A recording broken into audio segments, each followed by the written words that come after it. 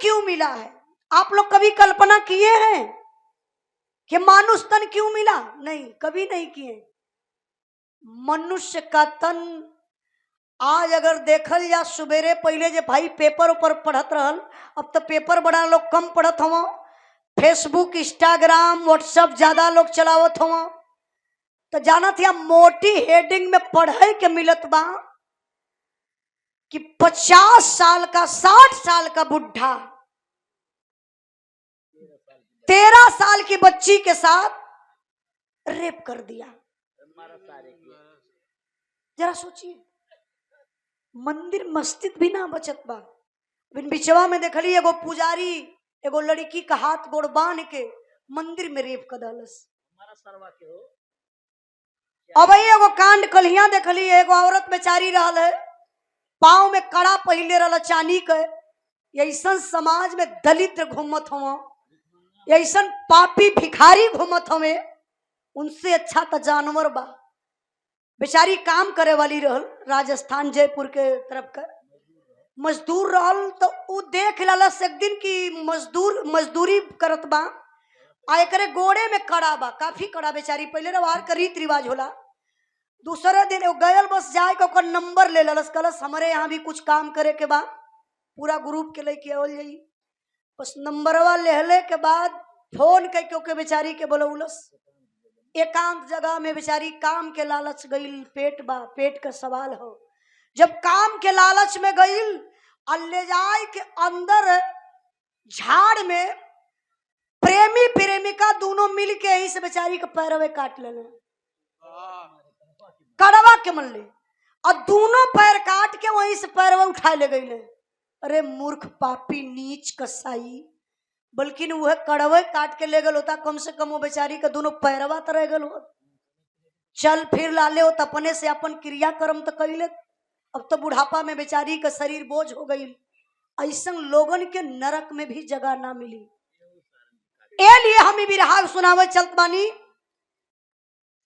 MP MLA विधायक बनना, नेता बनना बहुत आसान काम है, लेकिन इंसान बनना बहुत कठिन की बात है। आप इंसान बन जाइए, पूरी दुनिया जीत लेंगे। इसलिए मैं इस बिरहा को गा रही हूं। ए बिरहा से आप लोगों के ज्ञान मिली कि मनुष्य का तन क्यों मिला है। चच्चा देखा मतलब का चीज अब सुना, और आप लोग अपने पर लेकर के सुनिएगा। आवा मास्टर साहब।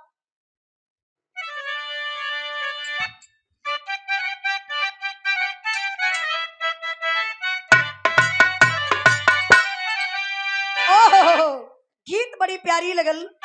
एक गीत के स्वर्गीय बेचन गुरु अपने लहजा में, अपने अंदाज में बड़ा लहाई के गावे। का कोई गाई बड़ा प्रेम से गावे। कैसे गावे?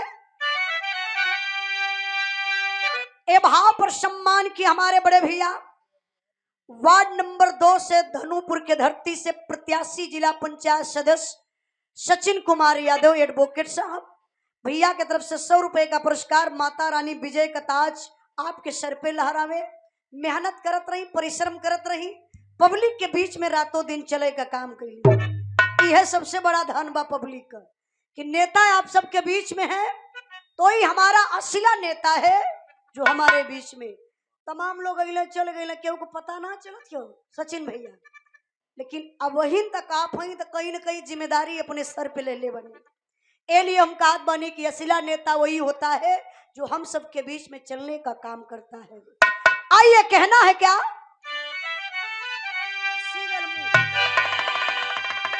अरे आंगने में फूला फूला गे नवाये नाना दो,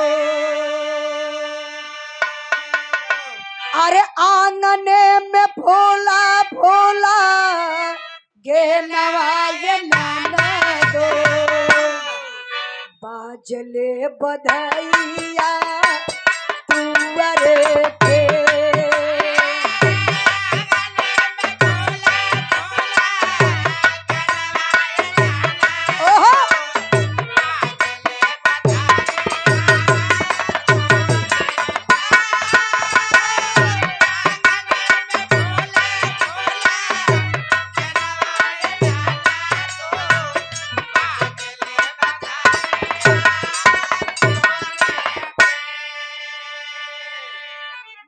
पर आप लोग ध्यान देई।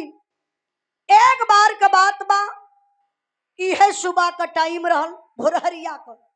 तो भोरहरिया में देखला कबो कबो बड़ा बढ़िया सपना आ जाला। विक्रमादित्य राजा सुतला में एगो सपना देखलन। सपना यह देखलन कि हम कौने जन्म का कौन ऐसन कर्तव्य कमाई कैले बानी जवन ए जन्म में हम राजा बन गईली। अब सपनवा देखता उनका निदिया टूट गई, उठ के बैठ गईलन। बैठले के बाद मन में सोचत हुआ कि यार हम कौने जन्म का ऐसन कर्तव्य कमाई कैले बानी कि ये जन्म में राजा बन गईली। समझ में ना आयल। सुबेर भयल, निमंत्रण भेजवा करके बाबू बड़े बड़े विद्वानों को बुला लेते हैं। विक्रमादित्य राजा अपने सिंहासन पर बैठल ऐसे ऐसे पब्लिक विद्वान लोग आकर के दरबार में बैठे हुए हैं। तब ले विक्रमादित्य राजा सवाल कैले कि रे मेरे नगरवासियों, मेरा एक सवाल है आप लोगों से। मैं पहले जन्म का कौन ऐसा कर्तव्य कमाई किया हूं जो इस जन्म में मैं राजा बन गया। पूरा दरबार खाली। सवाल करते दरबार ए लिए खाली हो गल कि अपने जन्म का तो बतिये न केहू की याद बा। आई राजा झूठ चाह सही कुछ बताई दिहल जाई तो गर्दनिया कटवा ले के विरोध करी। पूरा दरबार खाली। एक बुढ़ा आदमी बड़ा विद्वान वही दरबार में बैठल हुआ।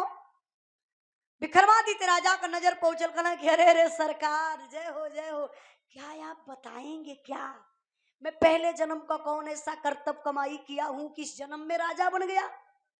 चच्चा बैठ जा, चच्चा सुन ले बाना, साथ बुढ़ौती तर जाई, यही लिए गावत है ना। अब बुढ़ा आदमी बड़ा विद्वान रहा। बचवा लाल बताई तना, लेकिन एक उपाय बताई। यहां से चल जा कृष्णवन जंगल में एक साधु जी मिली है, सवाल करवा जवाब मिल जाई।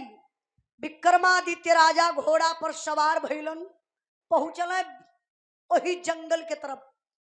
जब कृष्णवन जंगल के तरफ जात हुआ तो जंगलवा में से साधु बाबा निकल के वो गांव के तरफ जात हुआ। अब विक्रमादित्य राजा वही घोड़वे पर से जोर से आवाज लगो, ए बाबा, ए बाबा,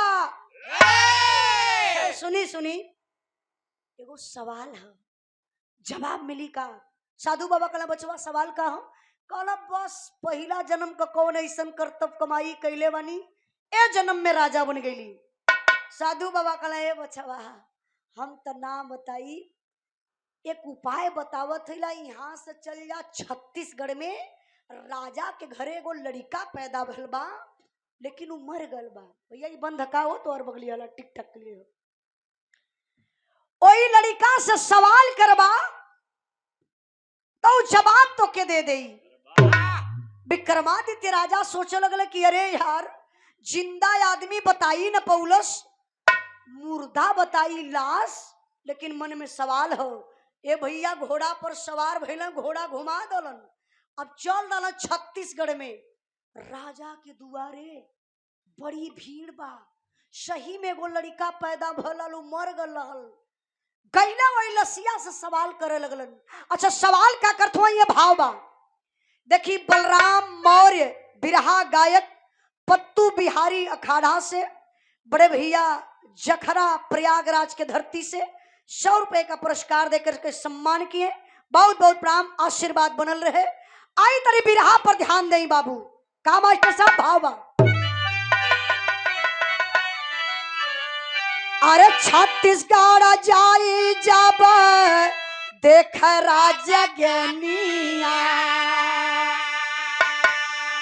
अरे छत्तीसगढ़ जाई जब देख राजा ज्ञानिया, लसिया धैला बा दुआरे पे।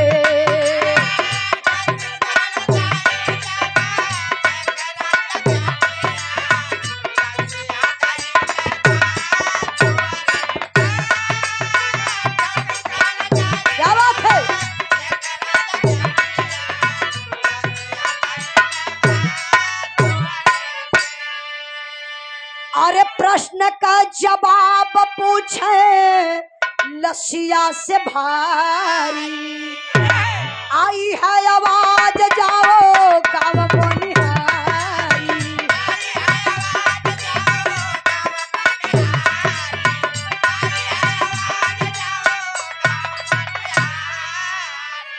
अरे भेदवा बतैया हीरा धोबी के दुल्हनिया, लसिया धैला बा तुअरे पे।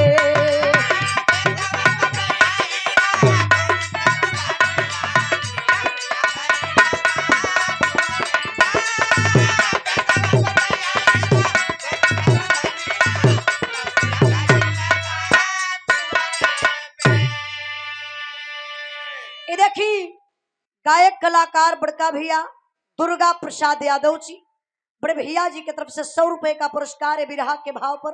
माता रानी आपके कला में 4 चांद लगावे। सब भाई लोगन के नमस्ते प्रणाम। तनी बिरहा पर ध्यान दें बाबू। विक्रमादित्य राजा गईलन,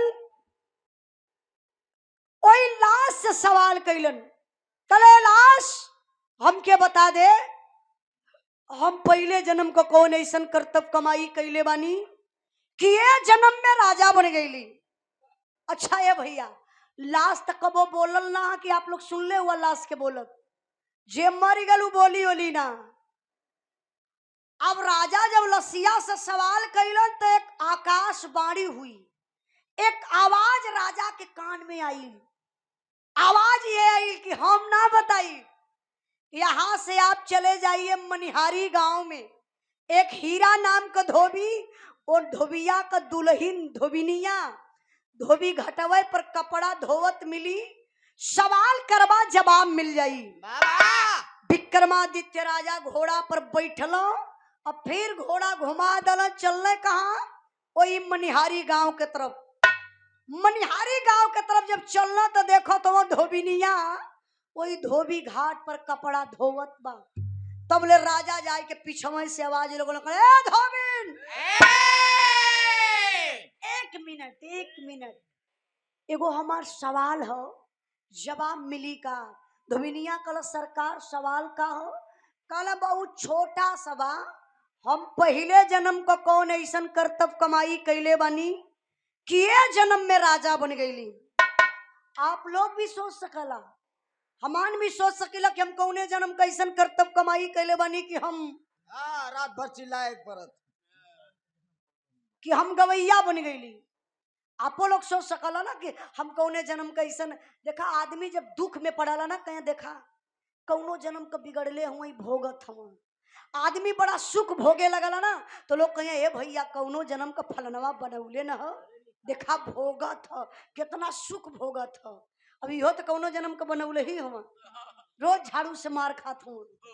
हमारे ही समझ में ना आवत कि मर जाइ है तो केथुआ का जन्मवा पहिए गदहा का। देख ब्रह्मा जी हम सब कर ये लिखल है। तनी बिरहा पर ध्यान दई। अब धोबिनिया जब तनी बात सुनल कला सरकार, ये तने न जानल चाहत हुआ कि आप पहले जन्म का कौन कर्तव्य कमाई ऐसन कैला कि ये जन्म में राजा बन गईला। जो पुरान कपड़ा लस्ता रहल धोबिनिया वहीं धोबी घाट पर बिछा दलस, कल बैठा और सुना। अब धोबिन बतावे शुरू कैलस, बतावत का बात तर्ज लगल मास्टर साहब।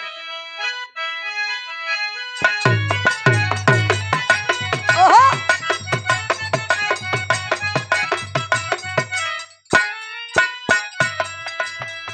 रतिया होल गरमिया डोला ना पवानवा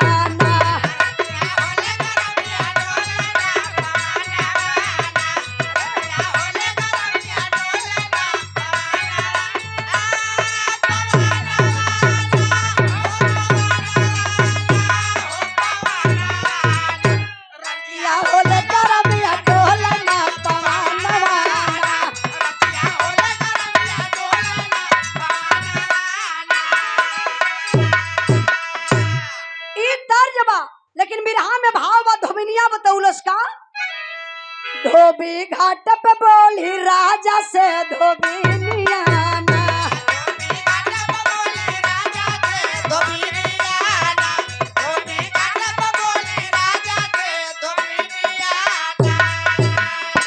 सुनीला पूर्व जन्म का अपने तू कहानियां ना।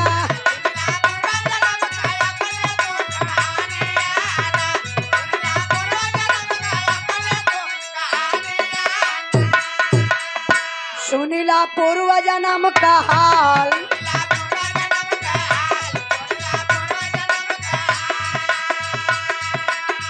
रहला तू मुसहर का लाल।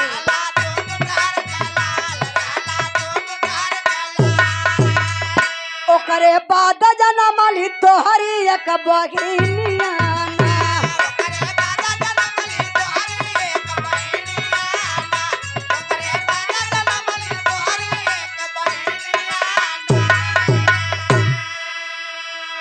ध्यान नहीं बाबू, धोबिनिया कलो सरकार चिमुरत हुआ हो, यो पैंटे में हाथ डाल के चिमुरत हो देखा।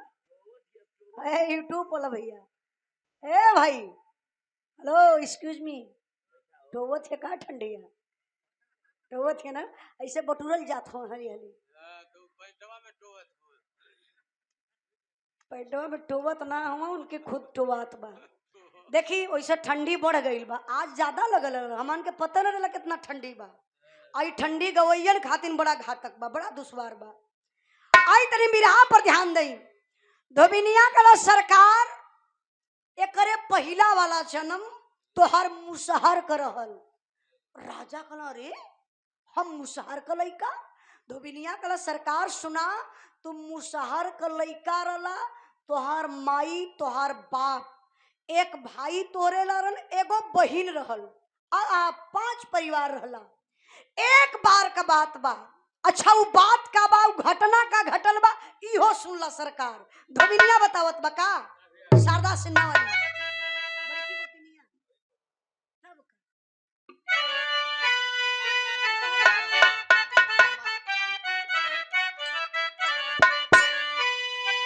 और बड़की गोतनिया मारलस,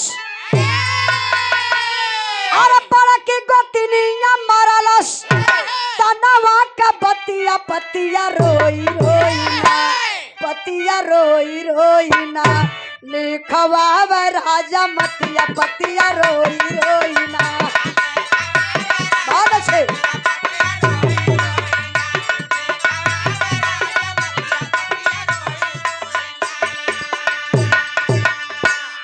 किया रे भोगा सना सारा अपने, अरे भोगा सना सारा अपने, करम का गतिया बतिया चूकी गई ना, बतिया चूकी गई ना, घाती भइल की समतिया बतिया चूकी गई ना।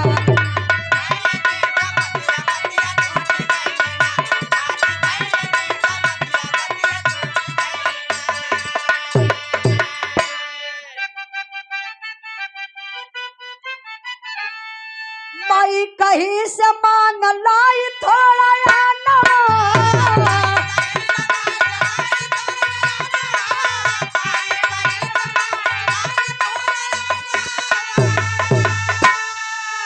रोटिया बना के धैली सब के समाना।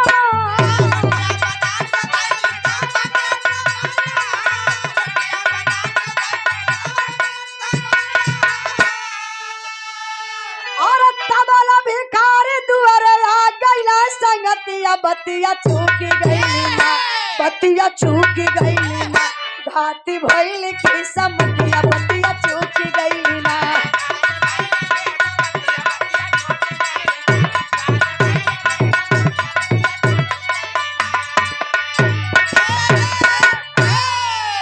देखा धोबिनिया कलहे सरकार, एक बार का बात बा, सूखा पड़ गल राज में, और जब सूखा पड़ गल तो पूरा परिवार तोहार परेशान हो गल। तोहरा परिवार ना, जीव जंत इंसान सब लोग परेशान हो गल।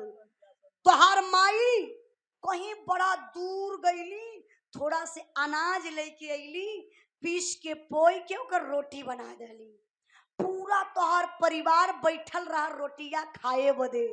ये तने में तक भिखारी आई गल, और जब भिखरिया आयल तब तक किस्मतिया तोरे पूरे परिवार का बिगड़ गई। अब राजा सोचे लगल, हम धोबिनिया से अपने जन्म के बाद पूछत हैला, आई हमारे पूरे परिवार को बायोडाटा लेके बैठल हो। का तकी है तो बतिए बा कि तोहार परिवार रोटी खाए बैठल रहल, इतने में एक भिखारी आयल कैलस का कि तोहरे परिवार के किस्मत बिगड़ल, तनी एके सुना का कैलस मास्टर साहब।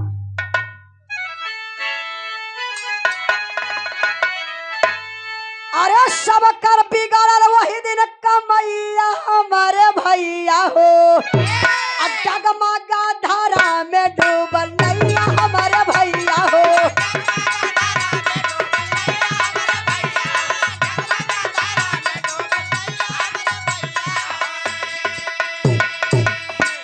बाबूजी भिखा मंगा के द्वारे से फटकारे हो, माई गारी देव लगली छोटका भैया डंडा मारे हो।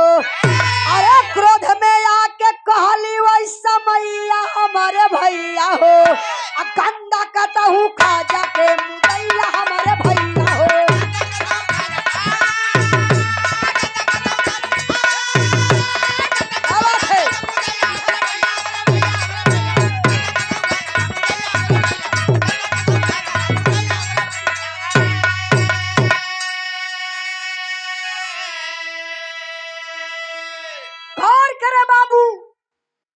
धोबिनिया कला सरकार, जब वो भिखारी आयल ना तो तोहर परिवार खात रहल, बस भिखरिया एक वर्ड बोलस कला सलाख निरंजन मालिक दरबार से कुछ मिले। और तब बोले तो भिखरिया का नजरिया वही रोटिया पर पड़ गई। कई दिन का भूखायल भिखारी रहल, पेटवा लगल सुहरावे, कले मालिक खात हुआ लोग आधा टुकड़ा रोटिया दे देता ना तो हमारो भूखिया मिटा जात, हम कई दिन खैले बनी। इतने में रोटी के बदले तोहर बाप के गाली देवे लगल, कौन अरे भिखारी के औलाद चल जा दूसरे के दरवाजे पर रोटी मांग के खाला। माही तोहर गरियावे लगली, छोटका भैया मारे लगल। लेकिन सुना भिखरिया ना जो रोटी ना दे के तोहार बाप के कहना भिखारी के औलाद चल जा दरवाजे से दूसरे के दरवाजे पर रोटी मांग के खा ली, हाँ यहाँ रोटी ना मिली, भिखरिया श्राप दे दहलस। देखी श्राप और आशीर्वाद में बड़ा अंतर हो। शराब का मतलब लोग जाने ला, पिए वाला दसिएवा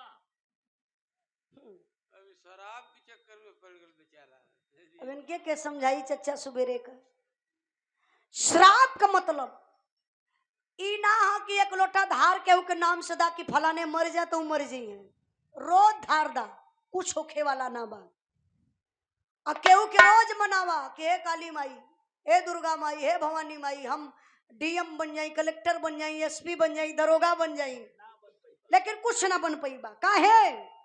एक हृदय बा, हृदय में ना दिल से एक आवाज निकले ले, अगर वो आवाज हृदय से निकल गई तो आप लोग आजमा लीजिएगा 100% तोरे आगे आई जरूर, चाहे वो आशीर्वाद हो चाहे वो श्राप हो।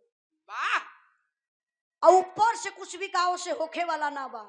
ए लिए ये बिरहा गौली है कि आप लोग भी केहू का कभी जिंदगी में दिल मत दुखावल जाइए। अगर किसी का दिल दुखवा देंगे ना तो कहला कि अरे भैया ओकर रोमा ढाकत है ना, इनके आगवा परी। दिल दुखावे के ना चाहिए केहू का। सच्चाई अगर किसी का रोमा ढकाएंगे, किसी का दिल दुखाएंगे तो आपके सामने तो पड़ के ही रहेगा।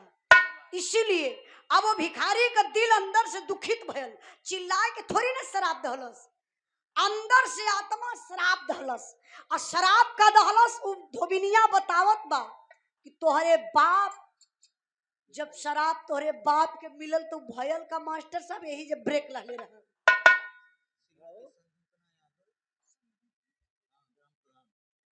आप श्रीमती संदीपना यादव ग्राम प्रधान। अच्छा हाँ ठीक, हमारे बगल में फोटो आप लोगों ले बनी, बहुत बहुत धन्यवाद है। मवैया हिंदुआनी के धरती से आप Shrimati संदीपना Pal ji, sorry sorry sorry चलिए जात बिरादरी का मतलब जहाँ लग जाला नाम उम तो वहाँ हो जाला। चला पीटीए हो गलो कोई बात ना। काहे हो अब यहाँ हम यादव के पाल बना दे तो बिनैया के देखा इनके घर में महाभारत होखे लगी। जान तो का कही हाँ उजलवा कही के गई रहल मर्द मेहरारू में पटेबे न करी खाली यही बतिया लेके भैया सॉरी सॉरी अब ठीक है ना फिर से बोल देते ही। संदीपना यादव जी आप ग्राम प्रधान मवैया हिंदुवारी के धरती से आपके तरफ से अच्छा नमवा रहा तो कहीं उनके बुलावल ना गल गल सजवे के बुला ले तो तनी हमनों को भेंट दीदार हो गल हो सोहर गावे के रे दादा अच्छा तब सोहर तब गाई जब प्रधान जी हैं तब हाँ सोहर इतना सेती में थोड़ी ना हो जाई।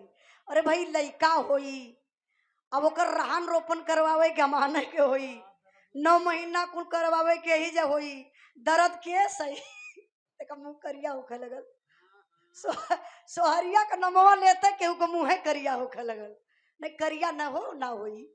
देखिए आप प्रधान जी की तरफ से 500 रुपए का पुरस्कार आपके चरणों में बहुत बहुत प्रणाम। अच्छा बतिया तो ही हम सोहरिया वो बदे होई जब चला अच्छा अब तू बच गई चला ठीक अच्छा हो जाए 2 लाइन नहीं मिला हाँ जब तुरंत घबरा मत आप लोगों की इच्छा बताओ। ए बिरहा कहाँ पहुंचल लिए चचा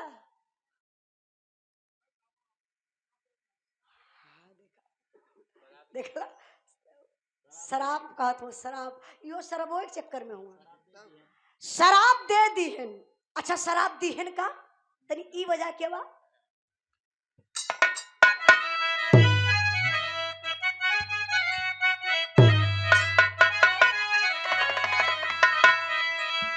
अरे दाना किए से नहीं दानवा घटे रे भैया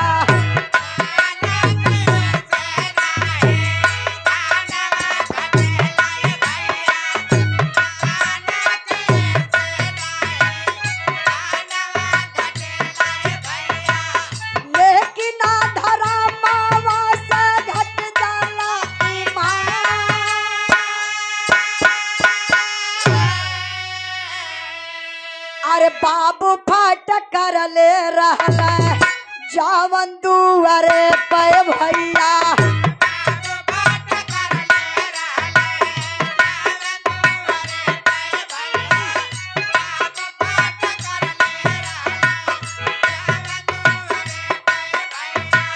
बन के भी कमन्ना साधु घूम हर मकान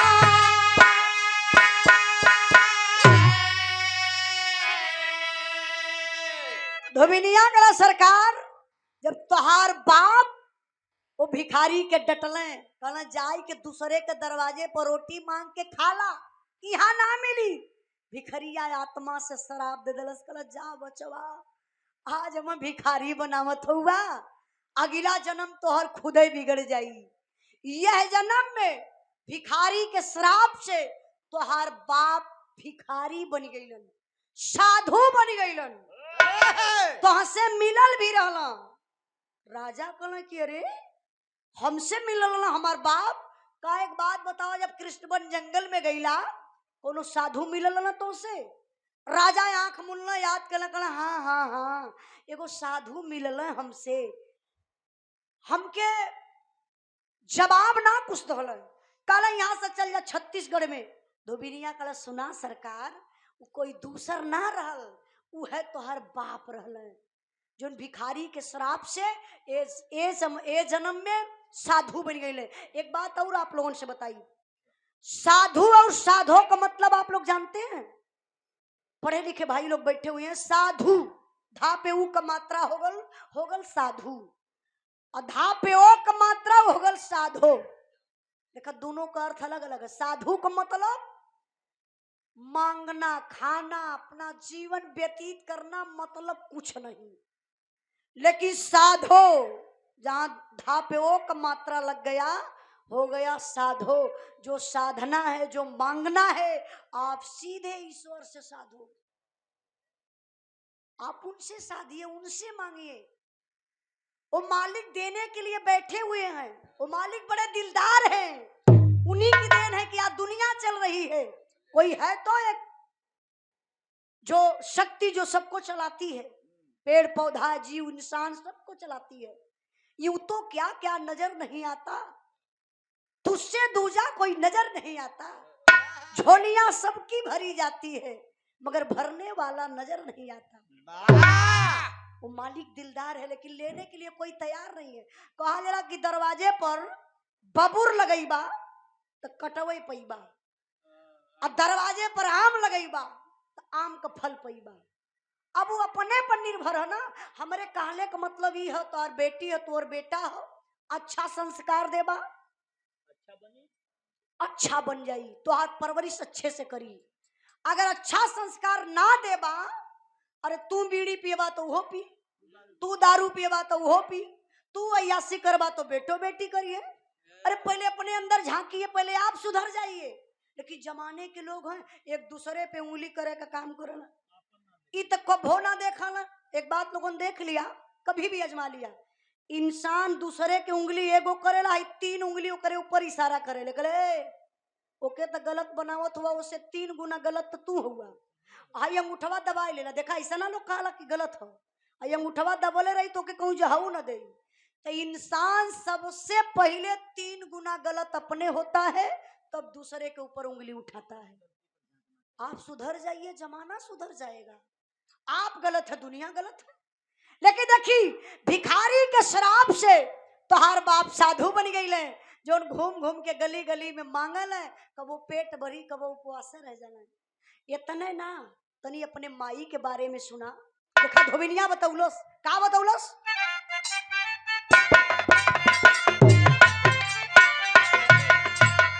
अरे देहली मतारी जवान कारी क्रोधवा में बाबू,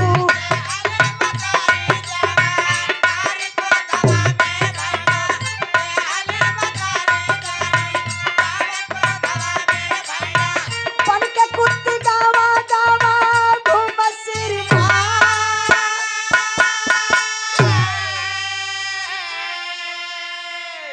काहे सरकार सुना, जब कृष्णबन जंगल से आगे गईला ना, रास्ते में काली कुत्ती मिलल, ओके लात से मरला, ओके दूसर ना रहल, उहे तोहर मतारी रहली जौने के लात से मरला। जानत हुआ जब वो भिखरिया तोरे माई के तरफ ऐसे हथवा कैलस, ए लाल ए बेटा आधा टुकड़ा रोटिया दे दा, तोहर माई भी गरियौली काली कुत्ता के औलाद, जाके दूसरे के दरवाजे पर रोटी मांग के खा ले, हमरे दरवाजे पर ना मिली। भिखरिया श्राप दे दिला, कहला जा बिटिया आज हमके कुत्ता बनावत हूँ ना, अगला जन्म तो और बिगड़ जाई, तू स्वयं कुत्ती बन जाइबू, गली गली में घूम के मंगबू, कोई एक टुकड़ा रोटियों दे ना तो दूर दूर आए के भगाई दे। भिखारी के श्राप से तोर मतारी कुत्ती बन गई। कहा ये तने ना तनी अगवा सुना अपने छोटके भैया का बात। ए अरे छोटका भैया मरले रहला जावन डंडवा से बाबू,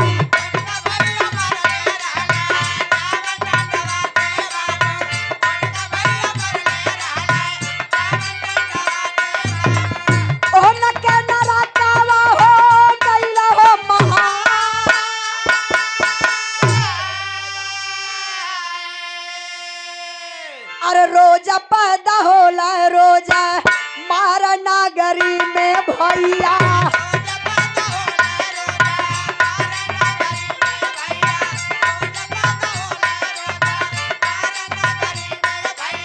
आगवा कबाती आसू ना होसी माँ।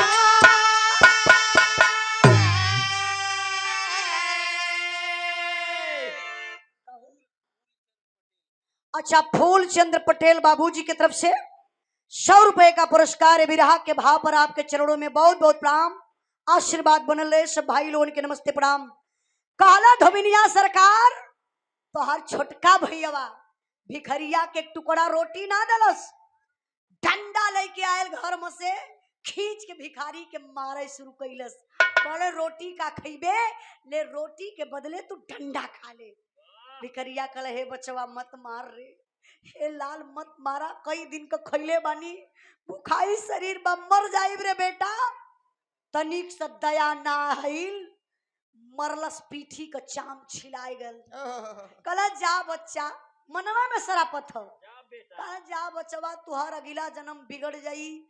आज समाज का लाल होई के, समाज का बेटा होई के सामाजिक ज्ञान ना सिखला, अगला जन्म तोहर बिगड़ जाई। तू समाज का रीतिये रिवाज ना बुझ पैबा, गर्भ से निकलबा नरक में जाइबा, माई के स्तन तक ना पहुंच पैबा, माई का कोखिए कलंकित कर देबा। ओ भिखारी के श्राप से तोर छुटका भैयावा रोज पैदा होला, रोज मर जाला। जोन देखला राजा के घरे उल्लास रहल ना, उल्लसिया के दूसरे का ना रहल, तोरे छोटके भैयावा के रहल। वो आज राजा के घरे, कल भिखारी के घरे, परसों इनके घरे, उनके घरे, मतलब रोज का प्रक्रिया बा। पैदा होई मर जाई, फिर आत्मा दूसरे में प्रवेश करी, फिर पैदा होई मर जाई। दुनिया के रीत रिवाज को बुझी ना पाई, तब राजा के दर्द भयल। माला माई कुत्ती बन गई, बाप साधु बन गए, भिखारी भाई का बात बड़ी दर्द करत बा कि जोन हमार भाई रोज पैदा होला, रोज मर जाला। वो भी तो जमाना के देखल चाहत हुई दुनिया के, लेकिन धोबिनिया रोक दिला। कहले सुना साहब, तोहार एगो बहिन रहल ना, ओकर हालात सुना। का बतौलस? अरे क्रोधावा में कहली गंदा, खाया दुनिया में बाबू।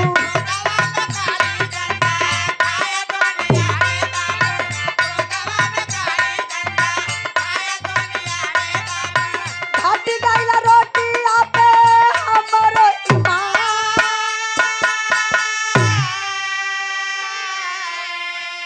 हर तावने से धोबी घरे पाई के जन्मवा साहब।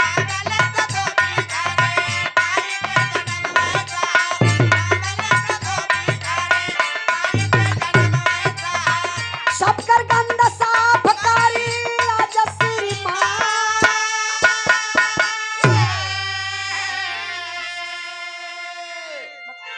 आई तनी बिरहा पर ध्यान दई बाबू।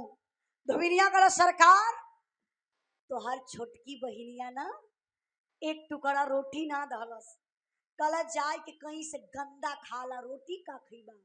भिखारी थूक दलस, कहला जा बिटिया, रोटी ना देत हो, गंदा शब्द बोलत हो, ई शब्द तोरे मुंह से शोभा ना देत बा। अगला जन्म तो तोहर खुद ही बिगड़ जाई, सबकर गंदा साफ करबू। एस भैया हमके पहचानत ना हुआ ना, हम तोहार छोट बहिन, हम धोबी के घरे जन्म पौली। क्यों भाई, धोबी बिरादर सोइत अपने पर मत लई। कहा हम धोबी का जन्म पौली, धोबी के घरे। आज देखा सबकर गंदा साफ करत है, जितना कपड़ा है ना गंदगी है ना बा, कपड़ा में गंदा न रहला। कहा आज सबकर गंदा हमके साफ करे के होत बा, वही भिखारी के शराब से। लेकिन भैया तू राजा कैसे भैला, एके सुना। अब ये लाइन आप लोग सुनल जाई, अपने दिल दिमाग में बैठावल जाई। का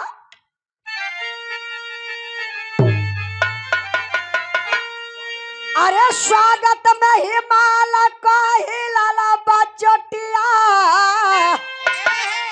राजा होई गईला बिरनवा खिला के रोटिया।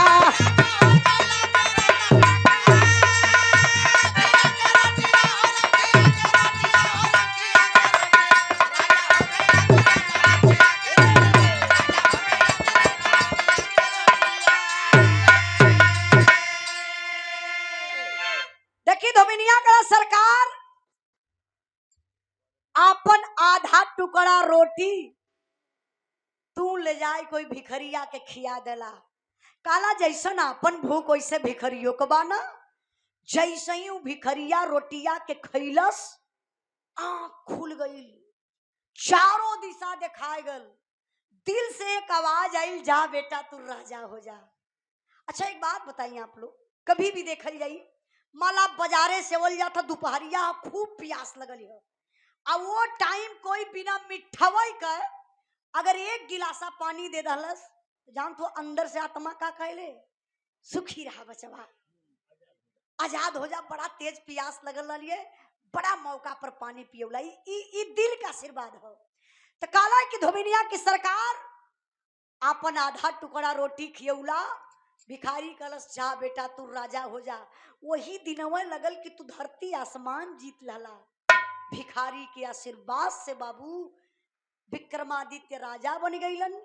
अब भिखारी के श्राप से पूरा परिवार का जन्म बिगड़ गल।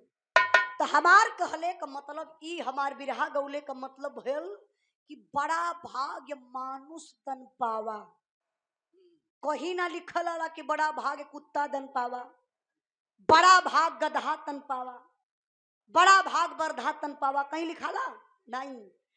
बड़ा भाग्य मानुष तन पावा। 84 लाख योनि भटकते भटकते बाबू सिर्फ एक बार मानव तन मिलता है, जोने में 83,99,996 योनि समाप्त हो जाती है, सिर्फ बचती है 4 योनि। वो भी सतगुरु के शरण में जाने के बाद वो भी योनि समाप्त हो जाती है। इंसान को बार बार आवागमन से मुक्ति मिल जाती है।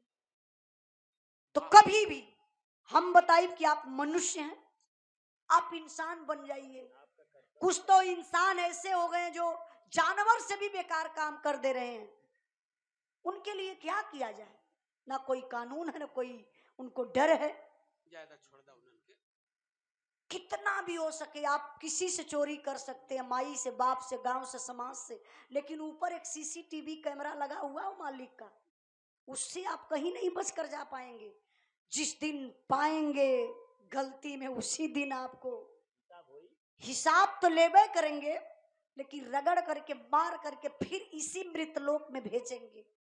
स्वर्ग नरक यही बात। आप लोग कबा कैसे?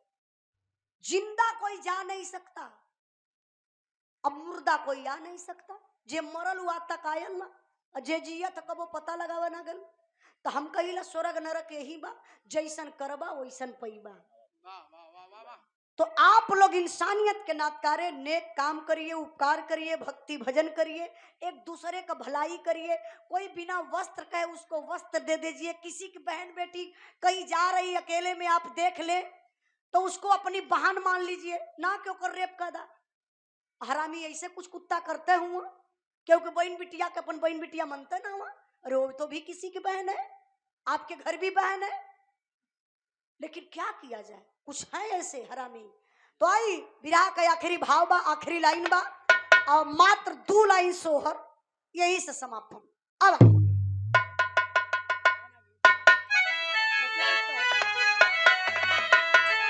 अरे मैं खाने में तबाही आ गई, उजाला कभी नरेश का रक्षक मैहर माई।